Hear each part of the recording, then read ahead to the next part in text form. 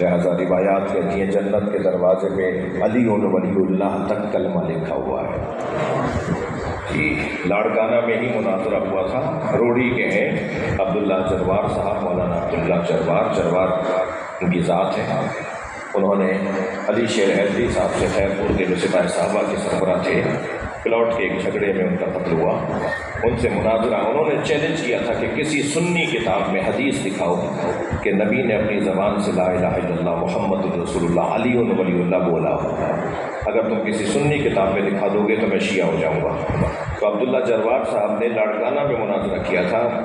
اور اس مناظرے میں فرائض الصمتین، علامہ الجوینی اہل سنت کے بہت بڑے محدث ہیں، ان کی کتاب ہے فرائض الصمتین، وہ کتاب ان کو ملی تھی، اور اس کتاب کے اندر لکھا ہوا تھا کہ جنت کے 8 دروازے ہیں، اور 8 دروازوں پر لکھا ہوا ہے لا الہ الا اللہ محمد رسول اللہ علی ولی اللہ۔ اس کتاب کو یوٹیوب کے اوپر مناظرہ ویڈیو کی صورت میں بھی موجود ہے، یہی نام آپ سرچ کریں گے نا وہ ویڈیو آ جائے گی، تو وہ اس کتاب کو کھول کے دیکھنے لگے آگے پیچھے کر کے، کتاب تو نہیں کی ہے، تو پھر انہوں نے ایک جملہ کہا کہ نہیں میں نہیں مانتا، اس لیے کہ یہ مومنوں کا کلمہ لکھا ہوا ہے، کہ مومنوں کا کلمہ جنت کے دروازے پہ یہ لکھا ہوا ہوگا، مسلمانوں کا کلمہ لکھا ہوگا۔ تو عبداللہ بن جروار صاحب نے کہا کہ مناظرہ تو تم ہار گئے ہو، اب یہ تم باتیں کر رہے ہو کہ تم نے تو کہا تھا کہ مجھے کسی حدیث میں دکھا دو، کون بخشوائے گا، کون امت مصطفیٰ کو جنت میں لے جائے گا؟ جنت کے دروازے پہ بجنے والی کنڈی کی آواز بھی علی علی ہے، جنت کو اللہ نے مخملی پردوں سے سجایا ہے، اس پہ بھی علی علی لکھا ہوا ہے، جنت میں جب تیز ہوائیں چلتی ہیں تو ہواؤں کی آواز بھی علی علی ہے، مولا علی، جناب زہرا، امام حسن، امام حسین، یہ امت کو جنت میں لے جائیں گے۔ مجھے نہیں معلوم کہ کون کس مقام کا حامل ہے، مگر یہ تو سب کا اتفاق ہے کہ جوانان نے جنت کے سردار حسین، یہ تو سب کا اتفاق ہے، سیدہ عالم محشر جناب زہرا ہے۔ عزیزو، جن کو اللہ نے اتنا مقام دیا ان کے جنازوں کا حال بتاؤ، جن کو اللہ نے اتنا مقام دیا ان کے گھروں کا حال بتاؤ۔ یہ ساری کائنات پنجتن کے صدقے میں بنی ہے نا، نبی کے صدقے میں، مولا علی کے صدقے میں، بیدم یہی تو 5 ہے مقصود کائنات، خیر النساء حسین و حسن مصطفیٰ علی، یہ تو سب کا اتفاق ہے نا کہ یہ ساری کائنات پنجتن کے صدقے میں بنی ہے۔ پنجتن کے جنازوں کا حال بتاؤں، نبی کے جنازے میں 11 لوگ ہیں، نبی کے جنازے میں 11 لوگ ہیں۔ مولا علی نے جب جنازہ دفنا دیا تو امت کو اعتراض ہوا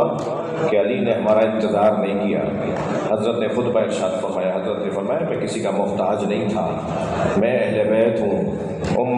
اہل بیت کی ذمہ داری ہوتی ہے کہ وہ جنازے کو غسل و کفن دے کر جنازے کو دفنائے، میں تمہارا منتظر رہتا، یہ میرے لیے ضروری نہیں تھا۔ اس گھر میں دوسرا جنازہ 75 یا 95 دن بعد ہوا، وہ جناب زہرا کا جنازہ ہے۔ نبی کی رحلت کے 75 یا 95 دن بعد جناب زہرا کی شہادت ہوئی۔ اس جنازے میں سنیں کہ 6 لوگ تھے، بی بی نے فرمایا تھا میرے جنازے میں کوئی شریک نہ ہو،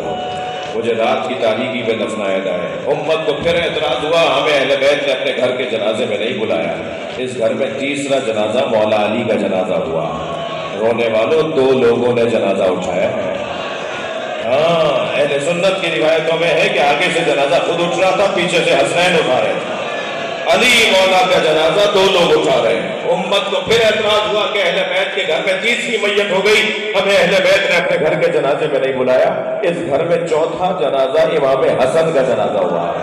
سنیں گے امت نے اتنے تیر مارے، بار بار کہہ رہے تھے نا ہمیں جنازے میں نہیں بلاتے، ہمیں جنازہ ہمارے کاندھوں پہ نہیں دیتے، امام حسن کے جنازے پہ تیر مارے گئے۔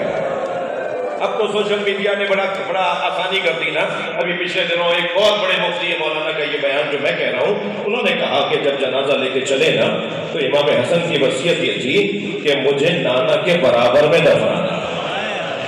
تو بی بی نے کہا کہ خبردار، میں اپنے گھر میں کسی کو دفنانے نہیں دوں گی۔